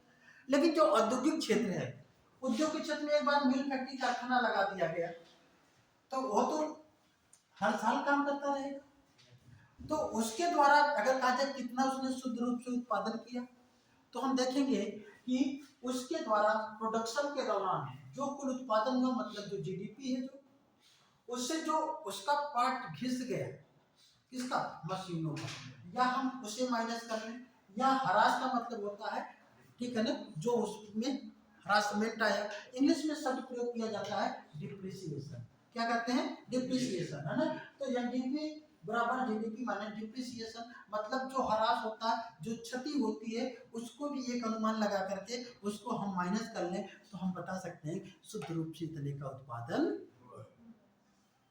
एक क्या है आपका जीडीपी था और ये आपका क्या निकल गया, लेकिन आपको मालूम होना चाहिए हमारे देश की लगभग 2.4% आबादी भारत के बाहर विदेशों में भारतीय के रूप में या प्रवासी भारतीय के रूप में वहां पे रहती है और वहां पे काम करती है, और उसके द्वारा हमारे देश में हर साल एक बहुत बड़ा अमाउंट भेजा जाता है, ठीक है ना। अगर हम देखें तो विश्व में सबसे ज्यादा विदेशी जो मुद्रा का प्रभाव वहां के काम करने वाले लोगों के द्वारा किया जाता है, तो उसमें नंबर 1 पे भारत है, चाइना को भी हम इस मामले में पीछे छोड़ देंगे। इतनी बड़ी आबादी, इसका मतलब समझ रहे हैं, ये आबादी अगर हम उसमें कैलकुलेट करें करोड़ों में तो लगभग जाएगी 3 करोड़ से ऊपर, 3, सवा 3, 3.5 करोड़ की आबादी जो भारत से बाहर रहती है और वो भी काम करती है। जब वो काम करती है तो उसके द्वारा जो पैसा हमारे देश में भेजा गया, जो सामान भेजा गया, उसका कैलकुलेशन तो जीडीपी में नहीं हुआ। या बहुत ढेर सारे ऐसे थे, नेपाली थे, भूटानी थे, तिब्बती थे, हमारे देश में आए, उत्पादन किए, और जो उत्पादन किया तो किया ही, और साथ में पैसा लेकर के हमारे देश से चला गया, उसको भी हमने जीडीपी में शामिल। इस चीज को बैलेंस करने के लिए एक नया जो है कॉन्सेप्ट लाया गया, जिसे कहते हैं शुद्ध सकल, उसे कहते हैं सकल राष्ट्रीय उत्पाद, इसे क्या कहेंगे, है ना, ग्रास नेशनल प्रोडक्ट, जीएनपी, इसको लाया गया। इस जीएनपी के द्वारा बताने की कोशिश की गई कि जीएनपी बराबर लिख लीजिएगा, जीएनपी बराबर जीडीपी प्लस निर्यात माइनस आयात, निर्यात माइनस आयात, एक्सपोर्ट माइनस इंपोर्ट।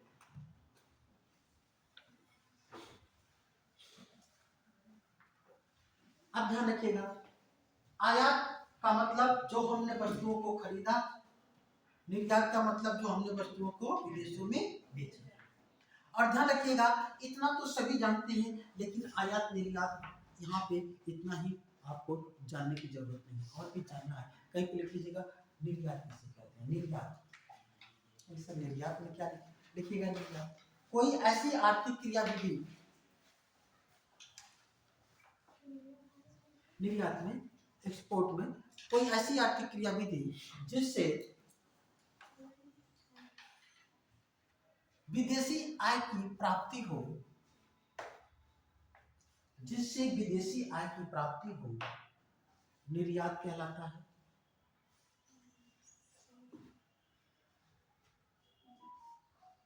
क्या कहलाता है, निर्यात। आयात क्या है, लिख लीजिएगा, आयात कोई ऐसी आर्थिक क्रियाविधि जिससे देश की आय विदेशों में चली जाए, जिससे देश की आय विदेशों में चली जाए, आयात कहलाता है। आयात कहलाता है। इस चीज को समझिएगा, यहाँ पे थोड़ा सा समय देने की जरूरत है, अच्छे से समझ लीजिएगा बेटा, ठीक है ना। क्वेश्चन आए तो गलत मत लीजिएगा, ठीक है ना। अब देखिए, आर्थिक क्रियाविधि का मतलब होना चाहिए कोई इकोनॉमिकल एक्टिविटीज हो, सहायता इकोनॉमिकल एक्टिविटीज में नहीं आती। उपहार देना इकोनॉमिकल एक्टिविटीज में नहीं आती। अगर हमको किसी विदेशी ने हमको क्या दिया, कर्ज दिया या सहायता दिया, हमने किसी से ऋण लिया, तो वह हम लोग आयात निर्यात में शामिल नहीं करते। या किसी को दिया तो भी शामिल नहीं किया होगा। क्या क्या क्या शामिल होगा निर्यात में, जैसे हमने विदेशों में ले जाकर के कोई सामान बेचा, उससे हमको आय प्राप्त हुई, आय प्राप्त हुई, तो क्या कहलाएगा, क्या कहलाएगा। लेकिन अगर कोई विदेशी अगर हमारे देश में आता है, हम बेचने नहीं जाते, हमारे देश में आता है और हमारे देश से सामान खरीद करके ले जाता है और हमको पैसे दे जाता है, तो भी क्या कहलाएगा, ये भी कहलाएगा क्या, निर्यात। अब हम बेचने नहीं गए थे विदेश में, बल्कि वो आकर के खरीद करके ले गया, इकोनॉमिकल एक्टिविटीज हुई, हमको विदेशी आय की प्राप्ति हुई, इसलिए क्या कहलाएगा वो। यही नहीं, कोई भी विदेशी पर्यटक हमारे देश में आता है, घूमता है, टहलता है, हमारे देश के होटल का प्रयोग करता है, ठीक है ना, जो है आवागमन के लिए ट्रेन का, कार का प्रयोग करता है, और उसके बदले में खाता पीता है, और उसके बदले में हमको क्या देता है, यूं कहे सामान्य भाषा में कि विदेशी पर्यटकों के द्वारा भारत में किया गया खर्च निर्यात है। क्या कहलाएगा।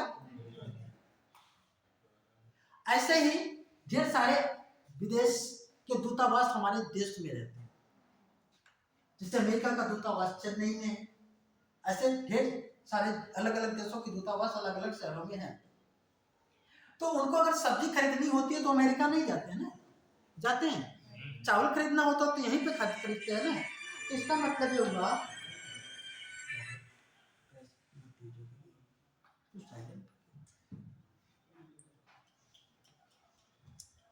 ठीक है।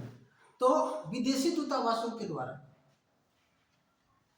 अगर भारत में जो खर्च किया जाता है, इसका मतलब हमारे सामान को उन्होंने कंजप्शन किया और उसके बदले में हमको पैसा दिया, तो क्या कहलाएगा, क्या कहलाएगा। और ठीक इसकी उल्टा, अगर हम भारत के लोग विदेशों में जाते हैं और वस्तुओं को खरीद करके लाते हैं।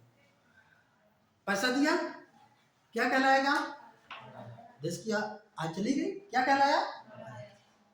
कोई विदेशी हमारे देश में आकर के सामान को बेचता है और हम यहीं पे बैठ के खरीद लेते हैं, हमारा पैसा गया विदेश में, तो मत क्या कहलाएगी? क्या कहलाएगी? आप चले गए घूमने टहलने के लिए मालदीव, इस समय जाएंगे नहीं, है ना, बाइकआउट हो रहा है, ठीक है। मान लीजिए आप किसी दूसरे देश में जाते हैं घूमने के लिए, जब वहां पे खर्च करेंगे, वहां पे भी आप रुकेंगे, होटल में रुकेंगे, गाड़ी का प्रयोग करेंगे, तो उससे हमारे देश की आय कहां पे जाएगी? उस देश में। तो भारतीय पर्यटकों के द्वारा विदेशों में किया गया खर्च क्या कहलाएगा? क्या कहलाएगा? भारतीय दूतावासों के द्वारा विदेशों में किया गया खर्च क्या कहलाएगा? क्लियर हो गया? ध्यान रखिएगा, अभी इंडिया में वर्ल्ड कप हुआ था 2023 में ना, अब इससे जोड़ करके क्वेश्चन पूछ ले। 2023 में इंडिया वर्ल्ड कप के दौरान विदेशियों के द्वारा भारत के होटलों पर किया गया खर्च या भारत में आकर के किया गया खर्च किस मद में शामिल किया जाएगा? किसमें? गलत होगा क्वेश्चन। और ध्यान रखिएगा, आयोग ऐसे कॉन्सेप्चुअल क्वेश्चन बनाता है, इसलिए आप लोग इसे ध्यान में रखेंगे।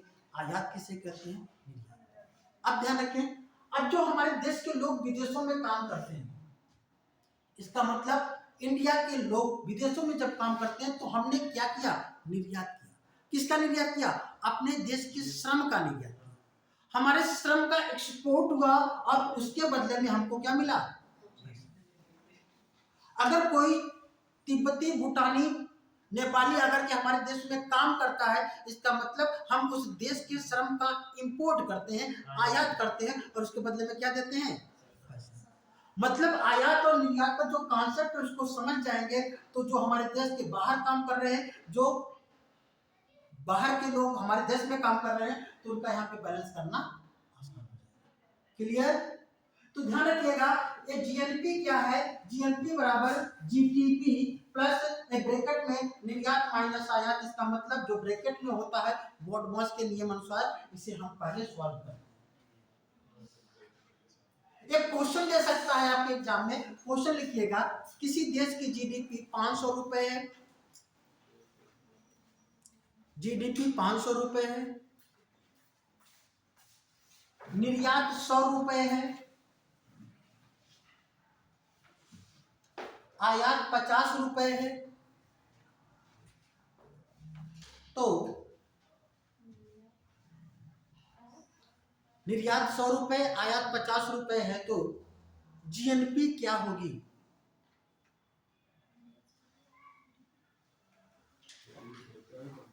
जीएनपी कितना?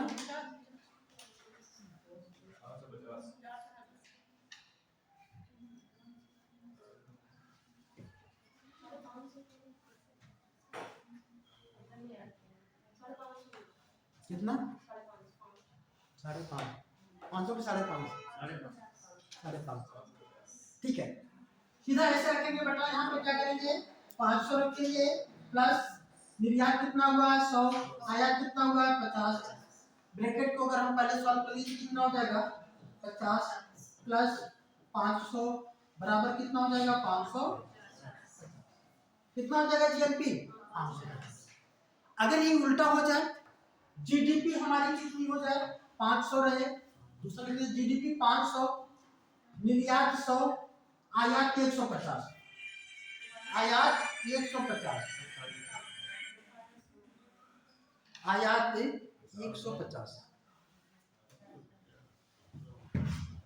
ठीक है ना? तो क्या होगा?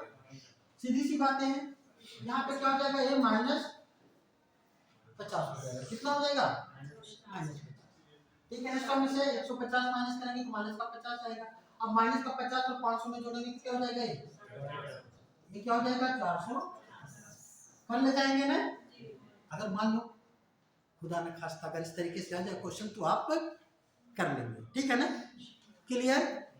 जीडीपी हो गया, ठीक है, एनडीपी हो गया, ठीक। अब इसे कहते हैं एक एनएनपी,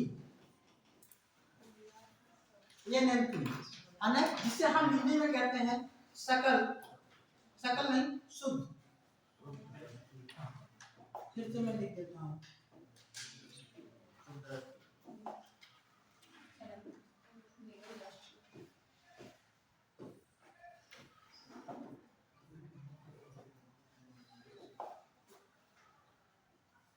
शुद्ध, विशुद्ध, निवल, राष्ट्रीय उत्पाद, ठीक है ना, शॉर्ट में से कहते हैं NNP, net net national product, net national product, शुद्ध, विशुद्ध, नेट इंग्लिश में नेट क्या होता है, शुद्ध, वो फारसी भाषा है भाई, ठीक है ना, शुद्ध इसीलिए तो इंग्लिश में आपको समझिए, ठीक है ना, अगर निवल नहीं समझ पा रहा तो इंग्लिश में समझिए उसको, ठीक है। ऐसे इकोनॉमिक्स में खास करके आप इंग्लिश के वर्ड को पकड़ करके चलिए, ठीक है ना, ऐसे ऐसे वर्ड प्रयोग में लाए जाएंगे जब कहा जाएगा उपादान, ईमादान, बहुत सारे कहाँ से बोल रहे हैं, ठीक है ना, ये तो, और कहा जाएगा सब्सिडी, आप सही है सर, है ना, सब्सिडी को ईमादान, उपादान, सहायिका, ये सब शब्द नामों से संबोधित किया, तो इंग्लिश को थोड़ा सा पकड़ करके चलिएगा, ठीक है, चलिए कोई बात नहीं, जिसका हिंदी भी है वो भी, हम हिंदी में ऐसा पढ़ते हैं तो बस हम हिंदी नहीं, कोई जरूरी नहीं, ठीक है ना, खास करके मेरे क्लास में तो मेरे विषय में बाकी चल जाएगा, ठीक है ना, तो क्या होगा, एन यहाँ पे लिखेंगे एनएनपी बराबर जीएनपी माइनस, जैसे जीडीपी से किए थे घिसावट या हरास, ठीक, जैसे जीडीपी से किया था, एनडीपी प्राप्त किया था, वैसे जीएनपी से क्या कर लिया, एनएनपी प्राप्त कर लिया, क्लियर। ये चार कॉन्सेप्ट होते हैं, इन चारों को पूछा जाता है साधन लागत बाजार मूल्य, किस पे पूछा जाता है, साधन लागत, जल्दी से लिखिएगा, जीडीपी साधन लागत है, जीडीपी साधन लागत, साधन लागत, साधन लागत एवं बाजार मूल्य, दोनों हम लोग देखेंगे। अच्छी बात बताइए, उत्पादन के कितने साधन है, कहीं पे नोट कर लीजिए अगर आ जाए, उत्पादन के 5 साधन है, कौन कौन से हमने बताया है,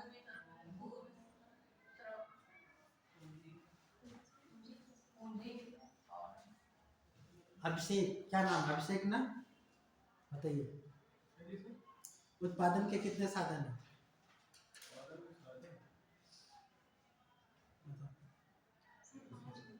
कौन कौन से,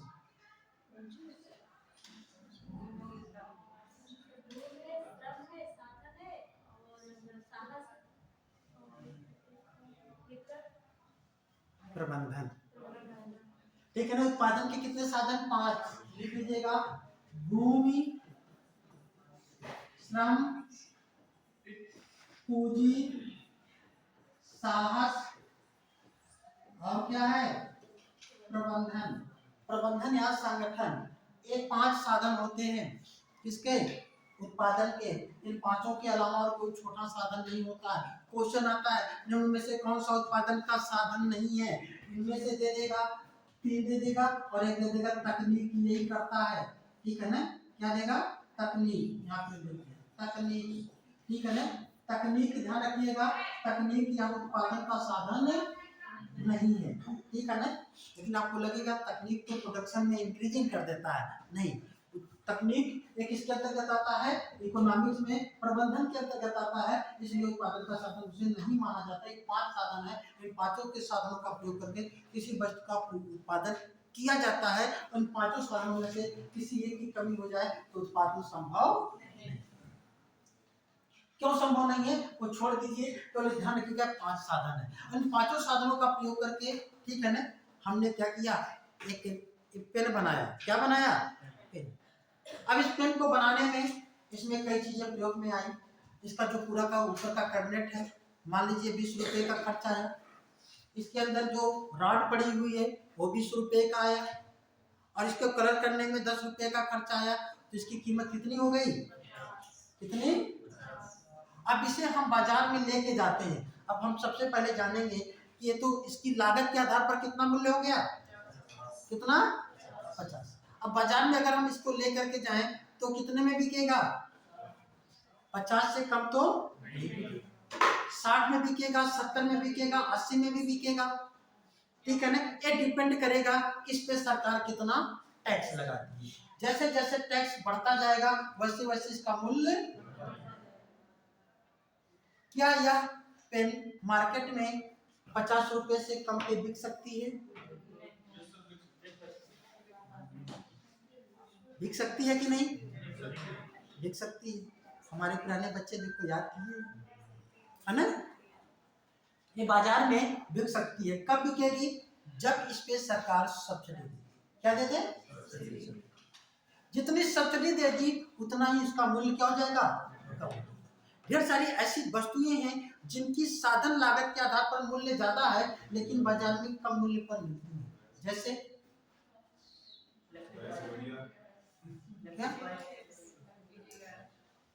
एलपीजी गैस तो अब तो पूरा का पूरा देना पड़ता है। हाँ, सोलर पैनल वगैरह, यूरिया खाद वगैरह, और ढेर सारी बाजार में दवाइयाँ हैं। जो कुछ ऐसी मेडिसिन है, ऐसी दवाइयाँ हैं जो फ्री में भी मिलती हैं, लेकिन इसका मतलब ये नहीं वो फ्री में तैयार होती है, बल्कि उस पर क्या होती है, सरकार 100% सब्सिडी देती है, इसलिए उसका मूल्य 100% क्या हो गया है। मतलब कि अगर हम कहें बाजार मूल्य अगर ज्ञात करना है तो इस पे अगर टैक्स लगा है तो जुड़ेगा, अगर सब्सिडी दी गई है तो घटेगा, यही ना। तो लिख लीजिएगा, जीडीपी को बाजार मूल्य पर ज्ञात करने के लिए,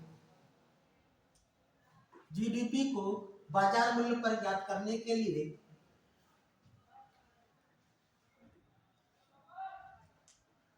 अप्रत्यक्ष कर को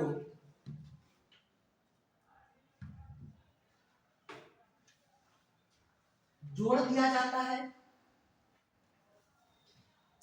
क्योंकि वस्तुओं पे जो टैक्स लगता है इनडायरेक्ट टैक्स, कभी टैक्स पढ़ाने का अवसर मिलेगा तो देखा जाएगा। अप्रत्यक्ष कर को जोड़ दिया जाता है और सब्सिडी को घटा दिया जाता है। सब्सिडी को घटा दिया जाता है। ये कहाँ पे होता है? बाजार मूल्य पर। क्या होता है? बाजार मूल्य पे जब हम ज्ञात करते हैं तो क्या करेंगे, इनडायरेक्ट टैक्स को जोड़ देंगे और क्या करेंगे, सब्सिडी को घटा देंगे। तो बाजार में इसकी कीमत जो भी निर्धारित होगी वो होगा, ठीक है ना। फिर लिखिएगा दूसरी लाइन से, लिखिएगा जीडीपी को साधन लागत पर ज्ञात करने के लिए, साधन लागत पर ज्ञात करने के लिए, अब इसका उल्टा हो जाएगा। मान लीजिए बाजार मूल्य दिया है तो उसमें कम क्या करेंगे, टैक्स, टैक्स को घटा दिया जाता है, टैक्स का मतलब अप्रत्यक्ष कर को घटा दिया जाता है एवं सब्सिडी को जोड़ दिया जाता है, एवं सब्सिडी को जोड़ दिया जाता है।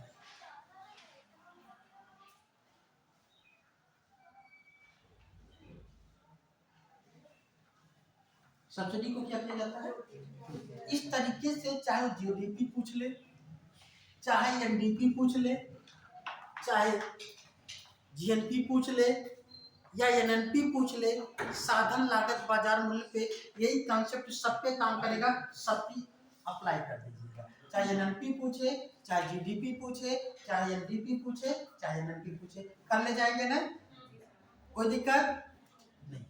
चलिए अच्छा, अब हम देखें राष्ट्रीय आय के तो कई कॉन्सेप्ट हो गए। तो चार्ट तो यही था, जीडीपी, जीएनपी, एनडीपी, एनएनपी, ये तो 4 कॉन्सेप्ट थे। अब इस पे एक बाजार मूल्य और दूसरा साधन, ये हो गया। तो इसमें हम राष्ट्रीय आय किसे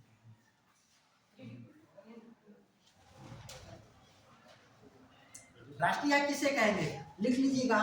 एनएनपी साधन लागत पर, एनएनपी साधन लागत पर राष्ट्रीय आय कहलाता था, मतलब अब नहीं कहलाता। एनएनपी साधन लागत पर राष्ट्रीय आय कहलाता था। कभी पुराने क्वेश्चन सॉल्व करेंगे तो उसमें पूछा कहेगा राष्ट्रीय आय किसे कहते हैं। तो एनएनपी किस पे, साधन लागत। साधन लागत को इंग्लिश में क्या कहते हैं, फैक्टर कॉस्ट। कभी कभी एफसी लिखा होता है, कहलाता था, कहलाता है नहीं, क्योंकि अब जो राष्ट्रीय आय की एक नई अवधारणा आई है जिसे हम कहते हैं जीबीए। ठीक है, लिख लीजिएगा जीबीए।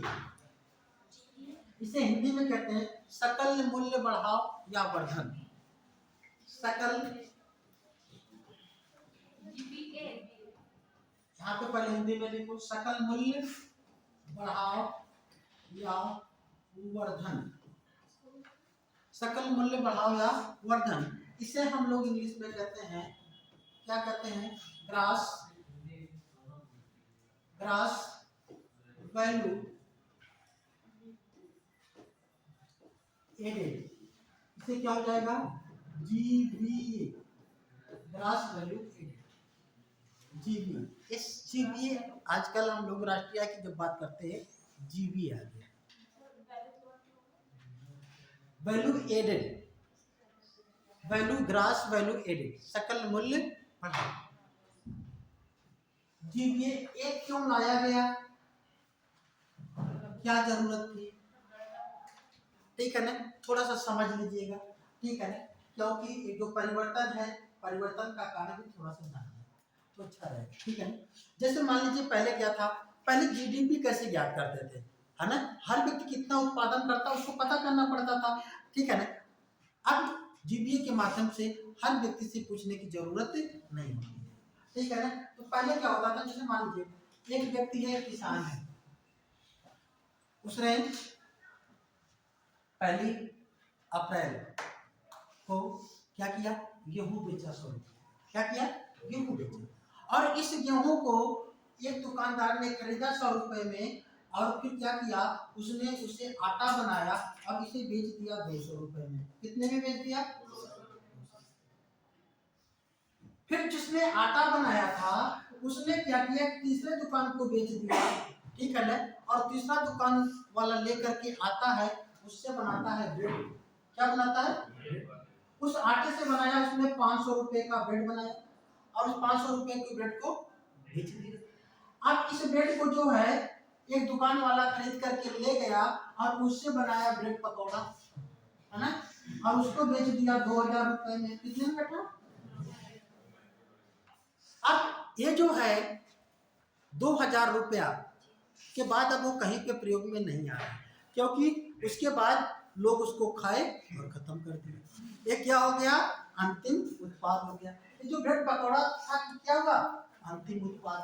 और ये जो आपका आटा था और ये जो ब्रेड था, इसे कहते हैं मध्यवर्ती वस्तु। क्या कहते हैं, मध्यवर्ती वस्तु। इसे क्या कहेंगे, अंतिम वस्तु।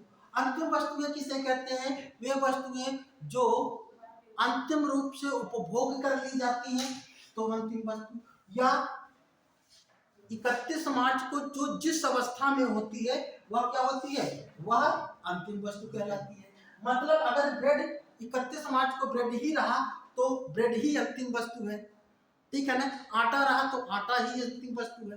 तो ये अंतिम वस्तु और मध्यवर्ती वस्तु को ध्यान रखिएगा। मध्यवर्ती वस्तुएं किसी न किसी उत्पादन कार्यों में प्रयुक्त होती हैं, जबकि अंतिम वस्तुएं उत्पादन कार्यों में प्रयुक्त नहीं होती हैं।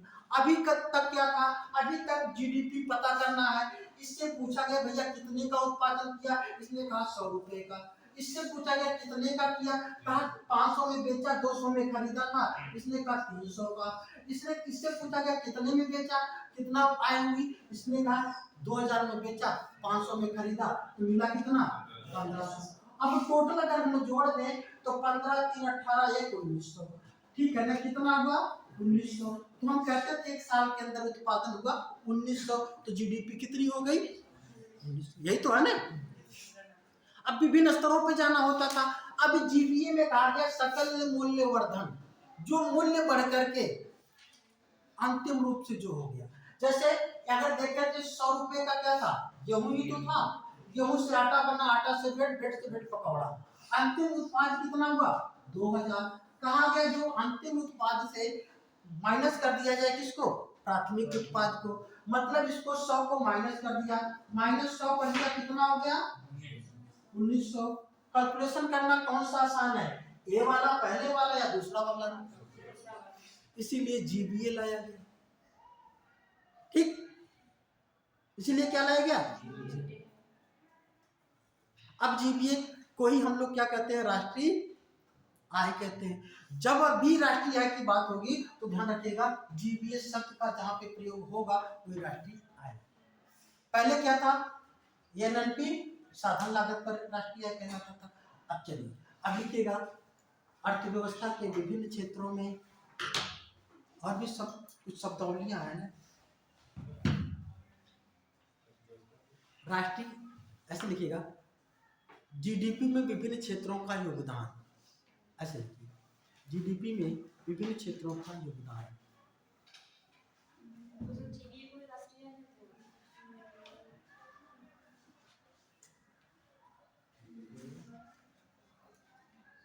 है ना, चाहे आप जीडीपी राष्ट्रीय आय का एक कॉन्सेप्ट है, ठीक है ना, हम किसी को भी राष्ट्रीय आय के बारे में सबको प्रयोग करके बता सकते हैं, इसीलिए तो आपको बुक में हर चीजों को पढ़ना होता है, हर एक चीज हर चीज को प्रदर्शित नहीं करता है। जैसे जीडीपी तो केवल हमारे देश के आंतरिक उत्पादन को ही तो प्रेजेंट करता है ना, ये भी तो राष्ट्रीय आय का हम समझ सकते हैं, लेकिन वहीं पे जीएनपी क्या करता है, आंतरिक के साथ साथ बाहर का जो भी एक्सपोर्ट इंपोर्ट है उसके बैलेंस को भी प्रेजेंट करता है, ठीक है।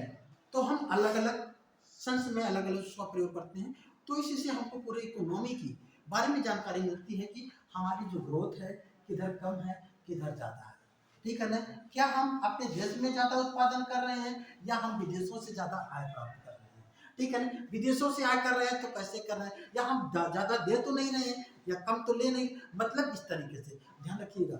और हमारा जो विदेशी बैलेंस है एक्सपोर्ट और इम्पोर्ट का, वो हमेशा इस समय माइनस में चलता है, तो हमारी जीडीपी ज़्यादा हो जाती है और जीएनपी क्या होती है, ठीक है ना। और ध्यान रखिएगा जब एक शब्द यहाँ पे कहीं प्रयोग किया जाता है खुली अर्थव्यवस्था, जिस अर्थव्यवस्था में आयात निर्यात होता है उसे खुली अर्थव्यवस्था कहते हैं, जिस अर्थव्यवस्था में आयात निर्यात नहीं होता है उसे बंद अर्थव्यवस्था। इसका मतलब जीडीपी का अध्ययन हम बंद अर्थव्यवस्था के अंतर्गत करते हैं और जबकि जीएनपी का अध्ययन हम खुली अर्थव्यवस्था के अंतर्गत। क्लियर हो रहा है, तो बंद अर्थव्यवस्था खुली अर्थव्यवस्था इसको भी लिख लीजिएगा, हेडिंग डाल दीजिए, आप लोग समझ जाइएगा, आप लोग अपने से लिखिएगा, है ना, खुली अर्थव्यवस्था, खुली अर्थव्यवस्था ओपन इकोनॉमी, और एक होती है बंद अर्थव्यवस्था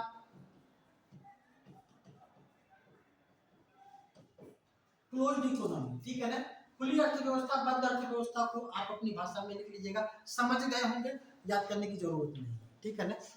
अब विभिन्न क्षेत्रों में योगदान, अभी हम लोग राष्ट्रीय आय से संबंधित, हालांकि थोड़ा सा और चीजें रह जाती थी, हम लोग 20-25 मिनट और चाहते तो कंप्लीट हो जाता, बहरहाल हम लोग अगली क्लास में देखेंगे, ठीक है ना। आज की क्लास यहीं तक